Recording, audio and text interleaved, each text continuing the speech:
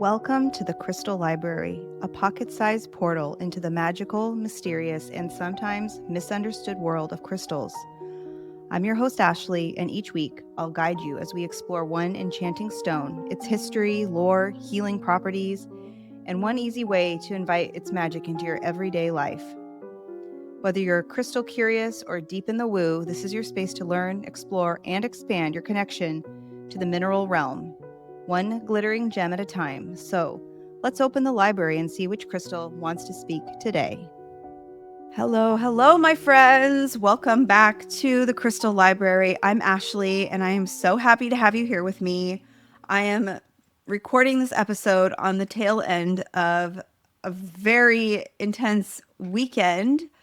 Friday night, I had the opportunity of actually having a date night with my husband, which I don't think we've had a date night since we went and saw Nine Inch Nails a very long time ago, back in the fall, which is quite embarrassing. But we went and saw Florence and the Machine, and it was just, to be honest, quite life-changing. If you have had an opportunity to see her on this current tour, or you've seen her in the past, you know what I mean. If you've been watching any of the footage online, it's just sensational. I was a crying mess throughout the entire show in the best possible way. It was so fun. I didn't sit down for a second of it. It was just nonstop joy, dancing, feminine rage, just like all of the things. And so after that, I've pretty much been just laid out all weekend. I just have felt like I couldn't get anything done until today, until this afternoon when I started putting this episode together. So I've just been riding the high of Florence and the Machine all weekend. And honestly, that is a good problem to have. So it was something. It really was something. So here we are, Crystal Library. Let's do it. I want to tell you how this episode started because I think that always matters. I was sitting with my research, surrounded by all my crystal textbooks, all my stuff, my computer. That's just how my process looks. And I was researching this stone, Iolite. And I'll be honest with you guys, this was not a stone I knew very well. I don't have a personal relationship with it. I don't really have a lot of context around to it. And it really just came to me as a stone that I felt called to research. And I really went down a rabbit hole on it. I thought I was getting a clear picture. This is the Viking compass, the navigation stone, the story of Norse sailors using thin slices of it to locate the sun on cloudy days, to find their bearings on open water when the sky gave them nothing to work with. I thought I understood what I was working with. And then I found the detail that made me put the books down. Iolite, the Viking compass, the navigation stone, the stone that kept sailors from getting lost at sea, was sacred to Ran, the goddess of drowning. And I just sat with that for a minute because if you're a sailor, Ran is not your friend. Ran is the entity you're trying not to meet. She is the sea's appetite. She is the net that drags you underwater. She is what happens when the crossing goes wrong. And the stone that was supposed to keep you safe was consecrated to her. Why? That question is the entire episode. Okay. Ran is not a goddess that I was familiar with. I am not a sailor. But I found all of this super fascinating.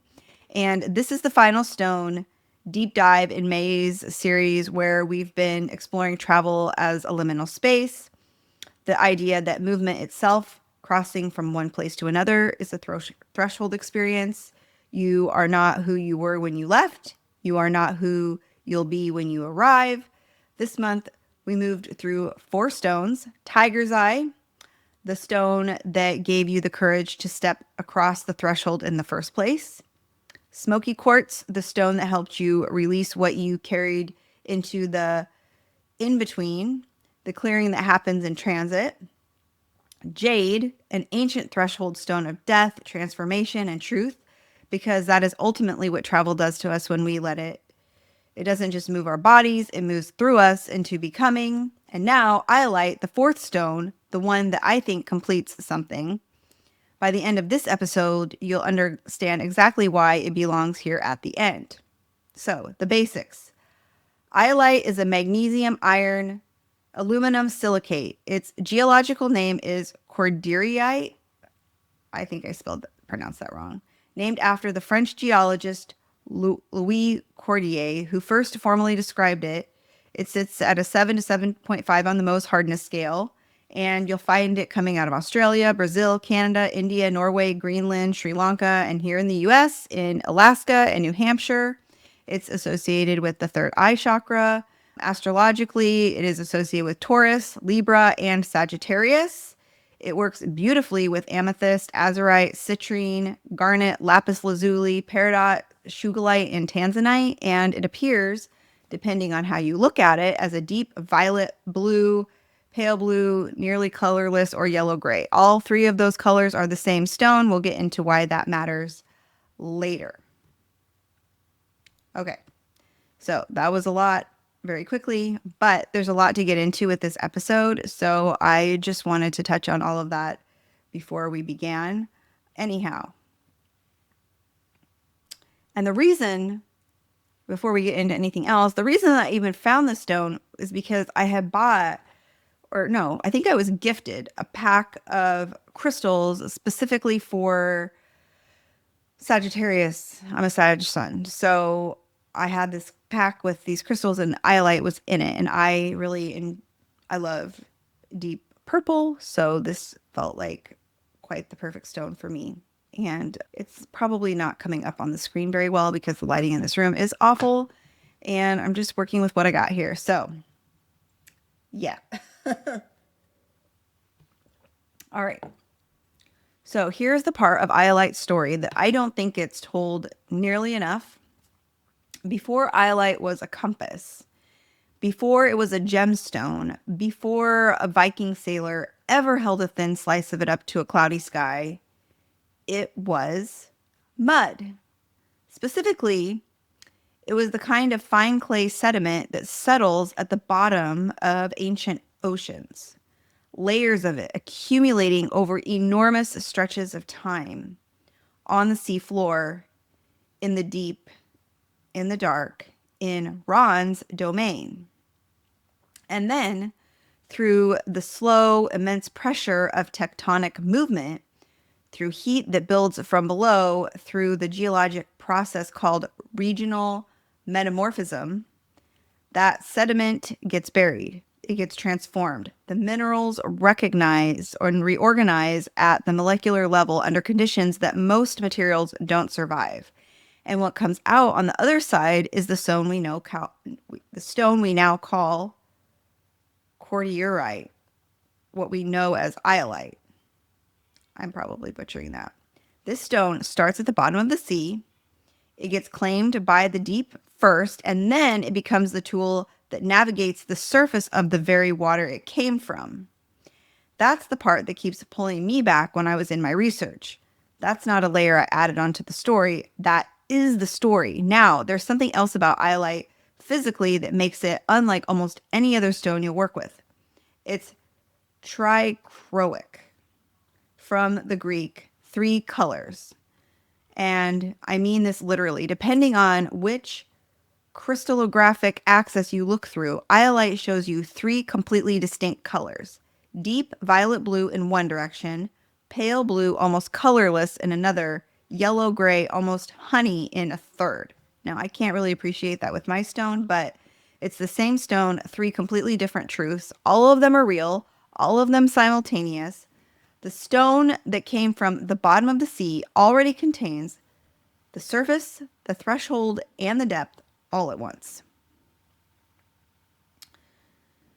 So Ron, which is pronounced Ron, one syllable like the A in father, she is a Norse sea goddess, wife of, Aegir, the god of the ocean himself. Together, they are The sea as a divine partnership. Aegir represents the ocean's vastness, its primal force, its relationship to the cosmic order. Ran represents something more specific, the ocean's appetite. Her name in Old Norse means to rob, to plunder, to take what belongs to someone else. Her most famous possession is a net, not a fisherman's net, but a divine one, which she drags sailors down from the surface into the deep. In the Norse cosmology, when you drowned at sea, you did not go to Valhalla, you went to Ran's Hall. And here is where it gets interesting, because Ran's Hall is not described as a punishment. It is lit by the gold of sunken ships. It has its own kind of luminosity. The drowned had a destination. It just wasn't the one they'd planned. Viking sailors, people who understood the sea as intimately as any culture in human history, carried actual gold before they sailed. Not to pay for supplies or passage, to pay Ran specifically. If they drowned, they wanted to arrive in her hall with something to offer her, so she would treat them well. They prepared for the possibility of drowning the same way they prepared for sailing. They didn't pack that gold hoping not to use it. They packed it because they understood that the sea had two possible outcomes, and both of those outcomes had a protocol. When I sit with that, it doesn't read as dark to me. It reads as deeply honest. They knew exactly what the sea was capable of. They went anyway, and they prepared for both possibilities. Ran also has 9 daughters, the wave maidens, each named for a different movement of water. I'm not going to try to say their names, but there's the transparent one who reflects the sky, bloody hair for the red foam of violent seas, the billow, the cold wave. The sea is not one thing. Ran's family proves it. She is the mother of every kind of water a sailor will ever meet. And the Viking compass, Iolite, the stone that finds the hidden sun through cloud cover, the stone that orients the sailor when the sky has gone completely dark, was sacred to her.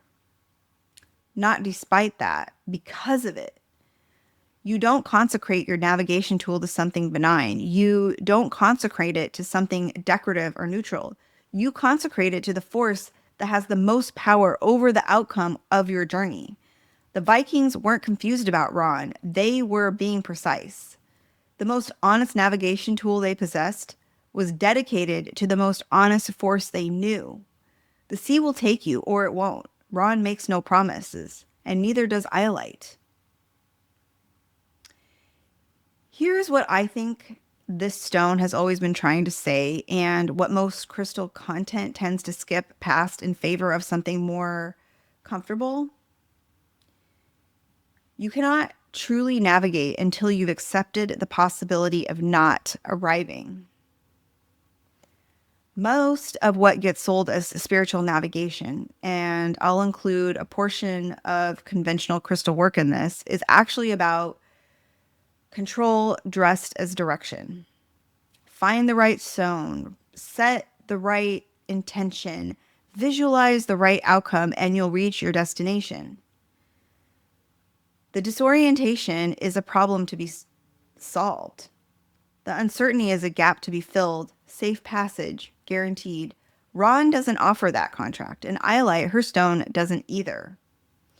Real navigation, the kind the Vikings were practicing, the kind this stone actually supports, starts with a full accounting of what could happen, including the outcome you're most afraid of, including the Ran scenario. My research notes something I found fascinating, that the Vikings used Iolite to see their voyages in their third eye before they left shore. Not out on the open water when they were already lost, before the threshold. They were already oriented before they entered the liminal space. They had traveled the crossing in their minds, including the cloud cover, the disorientation, the possibility of Ran. before the bow of the ship ever touched the water. That pre-journey vision is not positive thinking. It is honest preparation. There is a significant difference. And here's what connects back to the geology. Iolite started at the bottom of the sea. It knows Rand's Hall from the inside. It was transformed there. When you hold the stone and ask it to help you navigate, you are holding something that has already been through the deep and came out on the other side as something more precise, more optically complex, more capable of seeing in multiple directions simultaneously. It is not offering you immunity from the crossing. It is offering you the knowledge that the crossing, all of it, including the hardest parts, can be survived. They can be transformed. They can become the stone in your hand. The trichroic nature speaks to this directly. 3 colors, 3 truths. The stone does not show you one reality and call it the whole picture. It requires you to change your angle, to look at the same situation from 3 different positions and sit with the fact that none of them alone tells the full story. That is not passive vision. That is active, rigorous, uncomfortable seeing. My research also points to something I keep returning to, that Iolite helps us embrace ordinary consciousness and psychic awareness simultaneously, not altering between them, not choosing one over the other, both at once. That is what the liminal crossing develops in you if you let it. Not the ability to escape uncertainty, but the capacity to hold multiple truths about your situation without collapsing into just one of them. Several of my sources independently collect Iolite to addiction and codependency. That's not a coincidence, and I want to touch on it briefly because I think that this matters, especially because it kept coming up. At its root, addiction is a navigation problem. When someone loses their internal compass through trauma, through prolonged disorientation, through spending too long in a liminal space without any landmarks, the body and mind begin searching for an external substitute, something that creates the feeling of knowing where you stand, even temporarily, even artificially. If you are navigating that or loving someone who is, I want you to know I'm not reducing it. What I'll say is this. There's something significant about the fact that the stone associated with finding hidden light is the same stone associated with restoring your internal sense of direction. You don't need a new destination. You need the compass back. Codependency lives in the same neighborhood. It's what happens when you stop trusting your own reading of the sky and started following someone else's instead. Ron doesn't negotiate with borrowed courage, and Iolite worked with honestly returning your attention to your own navigation, gently, persistently, until you remember that you are always capable of reading the light. So let's talk about working with the stone. The primary placement for Iolite is the third eye, the center of your forehead, between and slightly above your brows. My research points to this point targeting the nervous system and sensory organs specifically, and it's described as giving off an electrical charge to the auric field. This stone is active. It doesn't wait for you to direct it. When it contacts your energy field, it begins orienting you. One note worth knowing, third eye placement is most effective when your other chakras are already in reasonable alignment. If you're coming to the stone in a moment of complete scatter and chaos, it's worth grounding yourself first. Smoky quartz, which, given where we've just been this month, some of you may already be working with, is a natural pairing before bringing Iolite in. There's also a Sri Lankan variety worth knowing about. Bloodshot Iolite. It's the same stone, but threaded with blood red veins from hematite and goethite inclusions running through it. The navigation stone that bleeds. If you're drawn to shadow work, to recovering the parts of yourself that the deep has been keeping, bloodshot iolite is worth seeking out. I do not have any of this. I'm not even sure where to tell you to get it. But when I was doing my research, I said to myself, wow, that sounds really interesting and really beautiful, and I need to look into that. For meditation, I'd suggest what I'm calling a pre-journey practice. And I mean this like very broadly, not just for literal travel, but for any threshold you're approaching, a new project, a difficult conversation, a season of life that you already sense is going to ask something significant of you. Sit with Iolite on your third eye, close your eyes, and see the crossing, all of it.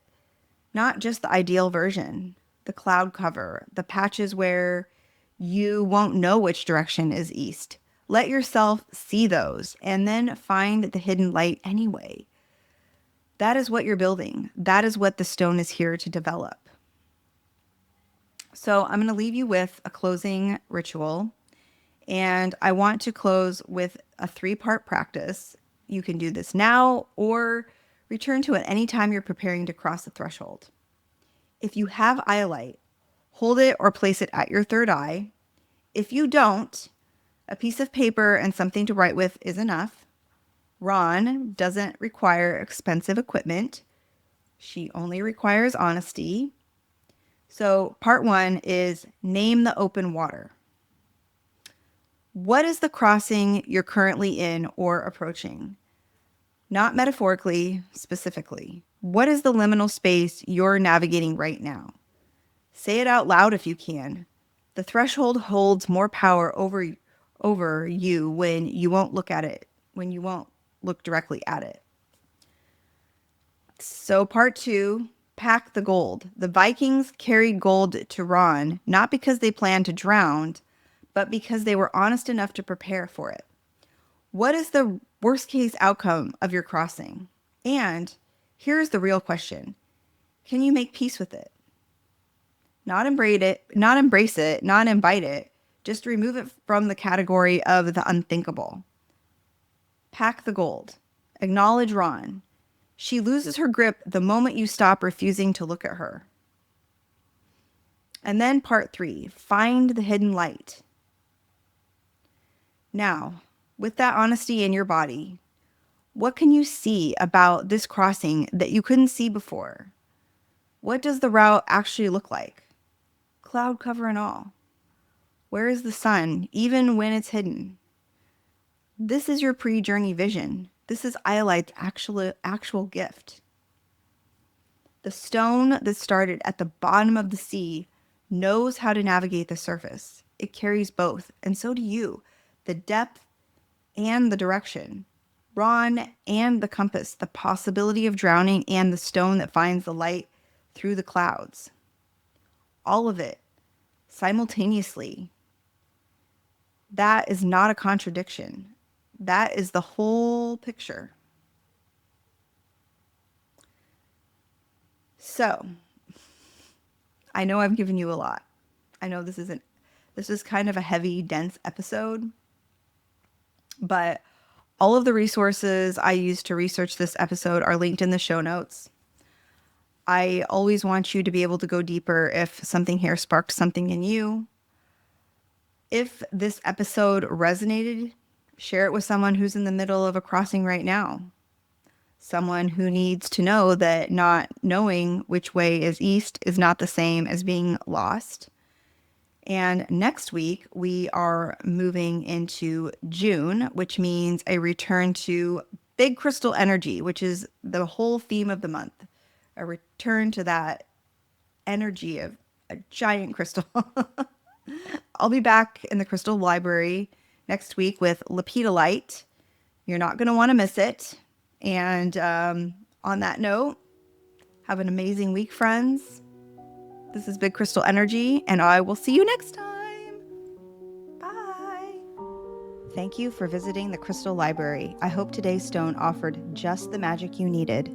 If you loved this episode, share it with your favorite mystic and tag me on Instagram at mystical.mama.ash or at Bid Crystal Energy Podcast. And if you're feeling generous, leave a 5-star rating and review. It helps this magic reach more curious souls. Until next time, keep your crystals close and your intuition closer.